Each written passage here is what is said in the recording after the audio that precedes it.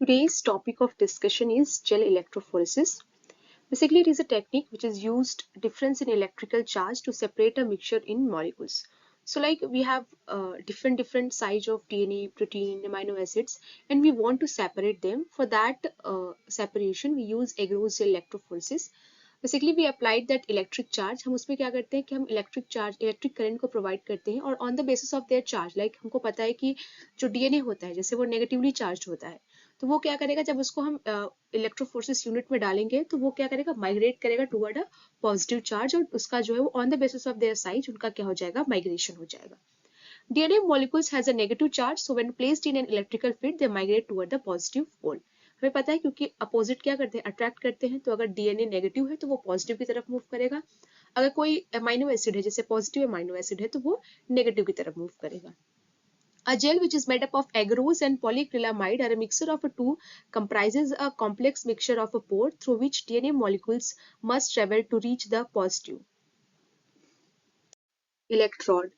Smaller DNA molecules faster it can migrate through the gel. So basically होता क्या है कि इसमें जो जेल होता है वो क्या करता है पोर्स का फॉर्मेशन करता है और थ्रू दैट पोर्स क्या होता है कि जो भी डीएनए मॉलिक्यूल्स हैं वो क्या करते हैं माइग्रेट करते हैं. मतलब जो ऐसे ये जो है ना वो ऐसे इनके बीच जेल है और ये क्या है पोर्स रहता है और इन्हीं पोर्स के थ्रू जो डीएनए होता है वो माइग्रेट करता है. तो जो स्मॉलर डीएनए है वो क्या होगा वो ज्यादा जल्दी फास्ट करेगा क्योंकि जेल है पोर्स की साइज जो है क्या छोटी है तो जो छोटे डीएनए होंगे वो क्या करेंगे वो जल्दी पास कर जाएंगे और जो जेल बड़ा होगा वो क्या करेगा धीमे पास करेगा. ठीक है तो वही चीजें हैं. Gel electrophoresis therefore separate DNA molecules according to their size. तो जेल इलेक्ट्रोफोरेसिस में क्या होता है कि जो DNA molecules होता है वो सेपरेट होता है according to their size. The equipment required for electrophoresis consists basically two items, a power pack and electrophoresis unit. Electrophoresis units are available for running either vertical or horizontal gel system. Vertical slab gel units are commercially available and routinely used to separate protein in acrylamide gel. So एक एग्रोज electrophoresis होता है एक page होता है polyacrylamide gel जो कि basically protein के लिए यूज होता है. तो इसी में क्या होता है कि वर्टिकल और हॉरिजॉन्टल दोनों होता है और जो वर्टिकल स्लैब यूनिट होता है वो कमर्शियली अवेलेबल होता है और जिसका बेसिकली यूज होता है वो एक्रिलामाइड जेल में यूज होता है. ये जो इक्विपमेंट होता है इसमें क्या होता है बेसिकली दो आइटम्स की जरूरत होती है एक पावर पैक और दूसरा इलेक्ट्रोफोरेसिस यूनिट. अब gel used for electrophoresis there are two types of gel used for the electrophoresis जैसे पहले बताया. The first is polyacrylamide gel electrophoresis and another one is agarose gel electrophoresis. So this is polyacrylamide gel electrophoresis which is vertical and basically it is used for the protein separation and this is the horizontal apparatus which is for the agarose gel electrophoresis. Agarose gel. Agarose is a linear polymer composed of alternative residue of D and L galactose residue by alpha 1,3 and beta 1,4 glycosidic linkage.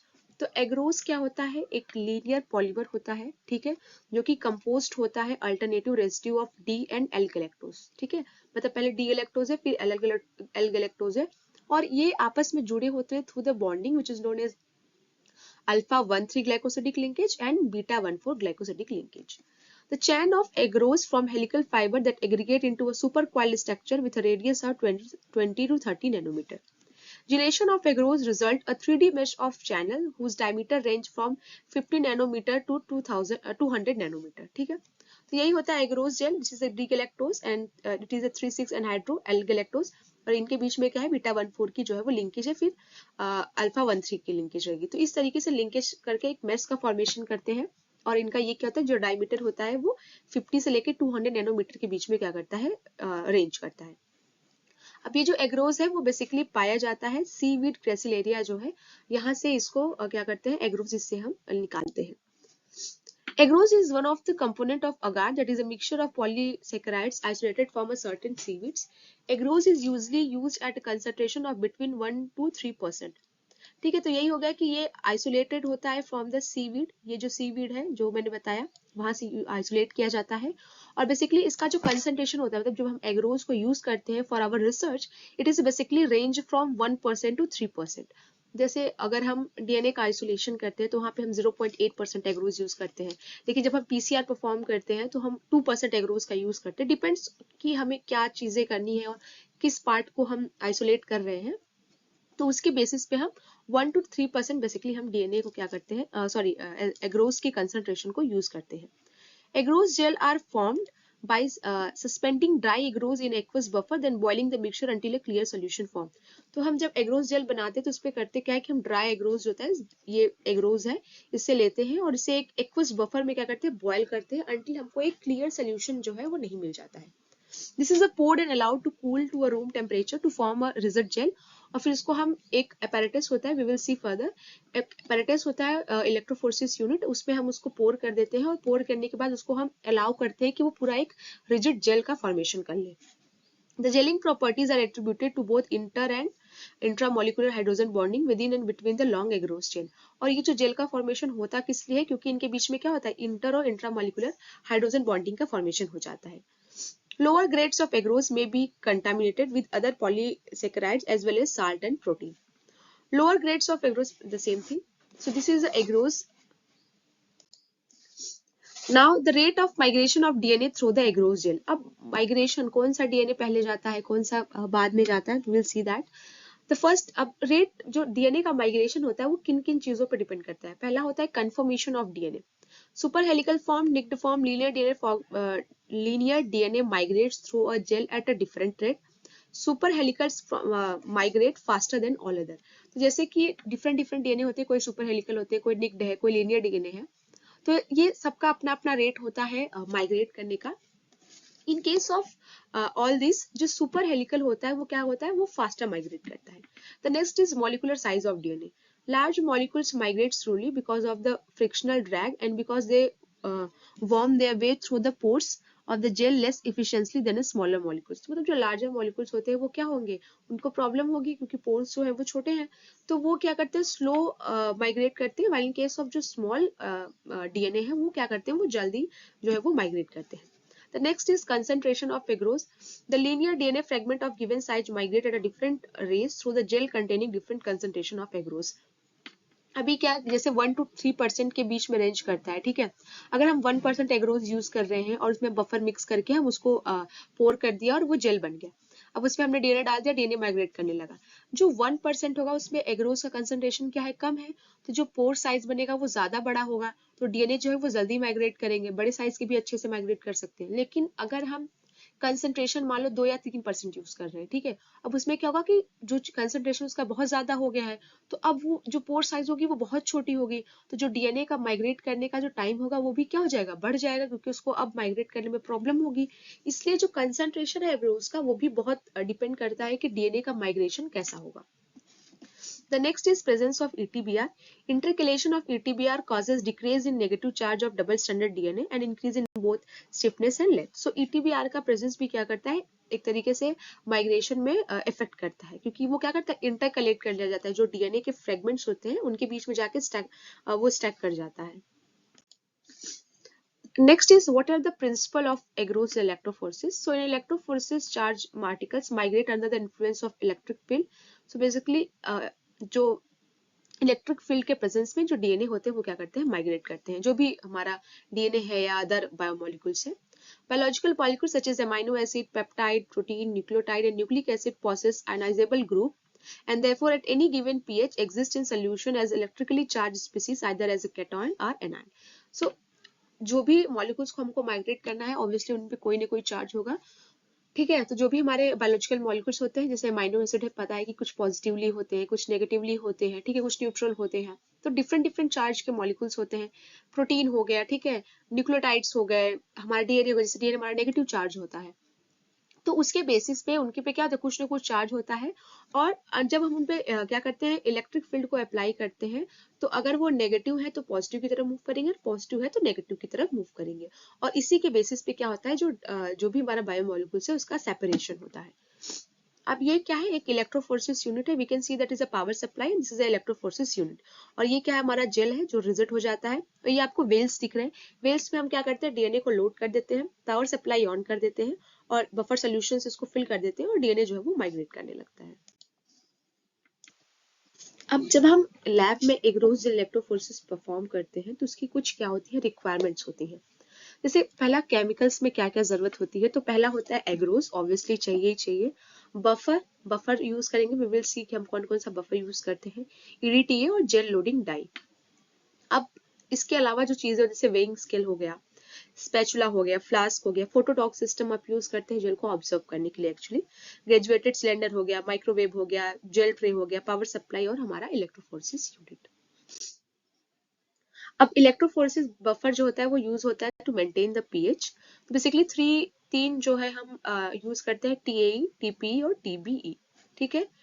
ये तीनों जो है वो use करते हैं, ये इनका working solution है और ये इनका क्या है, स्टॉक सोल्यूशन है। तो ये बेसिकली तीन बफर जो है वो हम यूज करते हैं। इनमें से कोई एक ही बफर जो है वो यूज करेंगे, मतलब अगर हम एग रोज बनाने के लिए टीए यूज कर रहे हैं तो हम जब इलेक्ट्रोफोरेसिस यूनिट को फील करेंगे तो हम सेम बफर डालेंगे, हम डिफरेंट नहीं, एक में टीए कर लिया दूसरे में कोई और कर दिया, ऐसा नहीं होता है, ठीक है। अब जेल लोडिंग बफर क्या है कि जेल को लोड कर में कौन कौन सा बफर यूज होता है, तो जैसे कि gel loading buffer are mixed with the sample before loading into a slot of the gel. तो जो जेल लोडिंग बफर होता है वो मिक्स्ड होता है विद द सैंपल के साथ into the slot of the gel. This buffer have a three purpose. अभी जो buffer use होता है इसका basically three purpose होता है. They increase the density of the sample, ठीक है, ensuring that the DNA sink eventually into the well and they add color to the sample. तो ये main reason के लिए हम क्या करते हैं, use करते हैं। अब हम कौन कौन सा मेन बफर यूज करते हैं, जैसे कि ये ब्रोमोफिनॉल, अगर हम पहला बफर की बात करें तो इसमें क्या होता है, ब्रोमोफिनॉल ब्लू होता है, जाइलिन साइनोल होता है और सुक्रोज होता है, ठीक है। सेकंड जैसे है ब्रोमोफिनॉल ब्लू, जाइलिन साइनोल, फाइकॉल होता है, ठीक है। थर्ड है ब्रोमोफिनॉल ब्लू, जाइलिन साइनोल, ग्लिसरॉल हो गया, ठीक है। फोर्थ है ब्रोमोफिनॉल ब्लू एंड सुक्रोज। तो इन ये कॉम्बिनेशन में हम क्या करते हैं, यूज करते हैं, ठीक है। जो आप तीनों में से कोई भी एक जो है वो यूज कर सकते हो। अब staining DNA in gel using ethidium bromide, तो हम डीएनए को क्या करते हैं, स्टेन करते हैं इथिडियम ब्रोमाइड से उसको ऑब्जर्व करने के लिए। तो ETBR intercalates between eight stacked base of DNA, one molecule intercalates between 2.5 base pair, ठीक है। तो एक मॉलिक्यूल जो एटीबीआर का होता है वो 2.5 बेस पेयर पे क्या करता है, इंटरकलेक्ट कर जाता है। After insertion into a helix, dye lies perpendicular to it, makes van der Waals force of interaction with the base pair above and below, ठीक है। वही जब हम इंसर्ट कर देते हैं हेलिक्स में तो क्या कहते हैं, परपेंडिकुलर क्या है वो लाइज करता है, आप ये देख सकते हैं, ठीक है। UV radiation up to 54 nanometer is absorbed by DNA and is transmitted to the dye, and radiation at 302 nanometer is observed by the bounded dye itself. In both the case, energy is re-emitted at 5 nanometer in red-orange region of the visible spectrum. Dye can bind to the both single as well as double stranded nucleic acid. However, its affinity to the single strand is quite low. तो मतलब इसकी affinity जो होती है वो single standard के लिए लो होती है और डबल स्टैंडर्ड के लिए हाई होती है। बेसिकली एटीबीआर मॉलिक्यूल्स यूज करते हैं डीएनए को ऑब्जर्व करने के लिए, ठीक है। अब एक तो एटीबीआर यूज करते हैं, लेकिन एटीबीआर जो होता है वो क्या होता है ना कि कैंसरस होता है, लाइक आप उसको बहुत मतलब ब्राइट लाइट में नहीं रख सकते, आपको बचा के वर्क करना होता है, ग्लव्स पहनने होते हैं, all this things. So safety precautions के लिए हम क्या करते हैं, अब यूज कर रहे हैं साइबर गोल्ड को, ठीक है। तो SYBR Gold is a trade name of ultra sensitive dye which has the higher affinity to the DNA molecules and large fluorescence enhancement upon binding to one nucleic acid. तो ये ज्यादा अच्छा है, तो इसको हम यूज कर रहे हैं। It is unsymmetrical dye used for the staining single and double stranded nucleic acid molecules, ठीक है। तो ये सिंगल और डबल दोनों के लिए यूज होता है। The quantum field of this dye is more than 1000 times than ETBR, ठीक है। Cyber gold show the maximum extraction at 495 nanometer.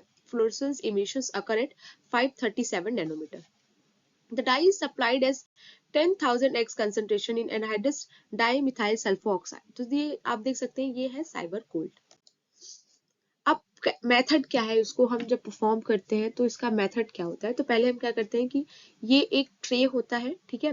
अब इस ट्रे में हम क्या करते हैं, ये ट्रे है उसको seal the edge of the clean, मतलब इसको हम टेप से क्या करते हैं, दोनों तरफ से उसको आप ऐसे इस तरीके से टेप से मोल्ड कर देते हो, एक हॉरिजॉन्टल पे ऐसे आप टेप को लगा देते हो, जिससे आप जब इसमें एक रोज जेल को डालो तो वो फ्लो ना, मतलब वो लीक ना करे, इस तरीके से प्रॉपरली कि आपका, आप देख सकते हो इसका आधा पार्ट यहाँ पे है और आधा जो है वो यहाँ रहता है, और इस तरीके से ये प्रॉपर क्या होता है कि टेप से सील कर दिया जाता है। नेक्स्ट क्या होता है, prepare sufficient electrophoresis buffer to fill electrophoresis tank and to cast gel, make the agarose gel by using agarose and buffer mix solution and heat 1 minute in the microwave.